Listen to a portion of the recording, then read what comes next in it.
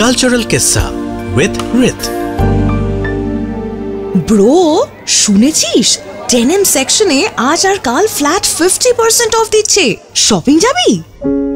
Jeans লাভাররা এরকমই ডিসকাউন্টের অপেক্ষায় থাকে অল টাইম, তাই তো?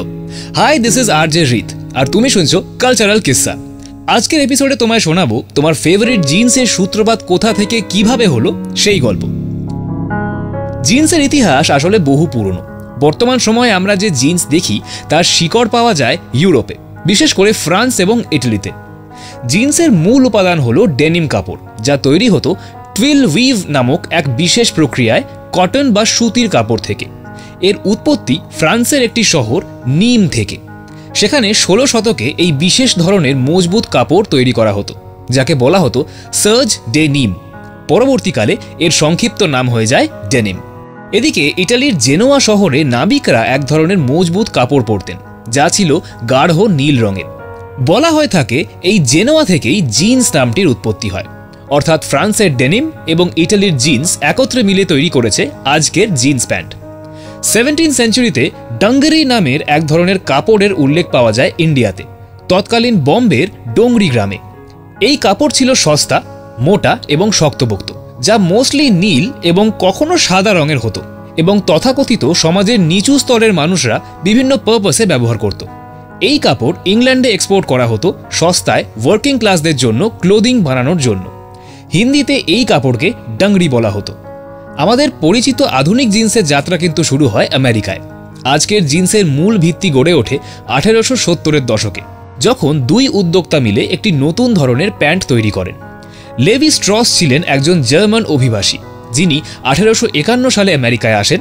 1853 সালে তিনি স্যান ফ্রান্সিসকো শহরে ড্রাই গুডসের ব্যবসা শুরু করেন, যার বিক্রয় তালিকার মধ্যে ছিল ডেনিম কাপড়ও। 1850-এর দশকে ক্যালিফোর্নিয়ায় গোল্ড রাশ চলছিল। হাজার হাজার শ্রমিক এবং খনি কর্মী সেখানে সোনার খোঁজে আসছিলেন, কিন্তু তাদের পোশাক ছিল সাধারণ এবং পাতলা, ফলত খুব দ্রুত ছিঁড়ে যেত। এই সমস্যার সমাধান আনেন জ্যাকব ডেভিস নামের এক দর্জি। তিনি লেভি স্ট্রসের থেকে ডেনিম কাপড় কিনে খনি শ্রমিকদের জন্য বিশেষ ধরনের মজবুত প্যান্ট বানাতে শুরু করেন। প্যান্টের দুর্বল অংশগুলো শক্তিশালী করতে তিনি তামার রিভেট ব্যবহার করেন, যাতে এটি সহজে ছিঁড়ে না যায়। এই ডিজাইন এতটাই কার্যকরী ছিল যে তিনি 1873 সালে লেভি স্ট্রসের সাথে মিলে এটি পেটেন্ট করান। এস্টাবলিশ হয় প্রথম jeans making brand Levy Strauss and company, যাকে আজকের দিনে আমরা লিভাইস বলে চিনি, এবং 1890s থেকে শুরু হয় আধুনিক জিন্সের বাণিজ্যিক যাত্রা। 1873 থেকে 1930-এর দশক পর্যন্ত জিন্স শুধুমাত্র শ্রমিকদের জন্যই ব্যবহার করা হতো। এটি প্রধানত খনি শ্রমিক, রেলওয়ে কর্মী, কৃষক এবং লেবার ক্লাসদের জন্য তৈরি করা হয়েছিল। প্রথম দিকে জিন্সের কিছু বৈশিষ্ট্য ছিল। এগুলো বানানো হতো গাঢ় নীল বা ইন্ডিগো রঙের এবং প্রথম দিকে শুধুমাত্র পুরুষদের জন্য তৈরি করা হতো। 1905 এবং 1911 সালে লিভাইসের প্রথম কম্পিটিশন শুরু হয় র্যাংলার এবং লি এই দুটি ব্র্যান্ডের ফাউন্ডেশনের পর।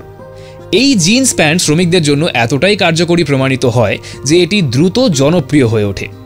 1930-এর দশকে হলিউডের সিনেমায় কাউবয় ক্যারেক্টাররা জিন্স পরতে শুরু করেন, ফলে এটি ধীরে ধীরে সাধারণ মানুষের মধ্যেও জনপ্রিয় হতে থাকে। এই সময় মহিলারাও জিন্সকে অ্যাজ আ ফ্যাশন আপন করতে শুরু করে। ভোগ ম্যাগাজিন মডেলদের উৎসাহ দেয় এবং জিন্সের ওপর থেকে মেল ফ্যাশনের তকমা উঠে যায়। 1950-এর দশক ছিল জিন্সের জন্য একটি বিপ্লবী সময়। এই সময় বিখ্যাত হলিউড অভিনেতারা জিন্স পরতে শুরু করেন, যেমন 1953-তে দ্য ওয়াইল্ড ওয়ান সিনেমায় মার্লন ব্র্যান্ডো এবং 1955-এ রেবেল উইদাউট আ কজ সিনেমায় জেমস ডিন। তরুণদের কাছে এটি বিদ্রোহের প্রতীক হয়ে ওঠে। বিভিন্ন দেশে কিছু স্কুল এবং রেস্তোরাঁ জিন্স পরা নিষিদ্ধ করেছিল, কারণ এটি বিদ্রোহী মনোভাবের প্রতীক হিসাবে দেখা হতো। তবে যতই নিষিদ্ধ করা হোক, তরুণরা আরও বেশি করে জিন্স পরতে শুরু করে। 1960-এর দশকে হিপি মুভমেন্ট এবং ফেমিনিস্ট মুভমেন্টের মাধ্যমে জিন্স জনপ্রিয়তা পায়।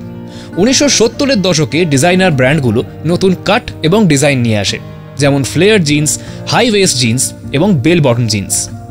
1976-এ ক্যালভিন ক্লেইন ছিল প্রথম জিন্স ব্র্যান্ড যারা বোল্ড এবং সেন্সুয়াল অ্যাডভার্টাইজিং ক্যাম্পেইন করে ডেনিমকে একটা ফ্যাশন আইটেম হিসেবে পোর্ট্রে করার সাহস দেখায়। আমাদের দেশে বলিউড সিনেমাতে এই বেল বটম জিন্সকে পপুলার করেছিলেন অমিতাভ বচ্চন। 80s এবং 90s-এর সময় ক্যালভিন ক্লেইন, গেস, ডিজেলের মতো ব্র্যান্ডগুলো জিন্সকে রীতিমতো লাক্সারি ফ্যাশন হিসেবে এস্টাবলিশ করে। কলকাতা এবং বাংলাদেশে 1990-এর দশকে জিন্স জনপ্রিয় হয়ে ওঠে।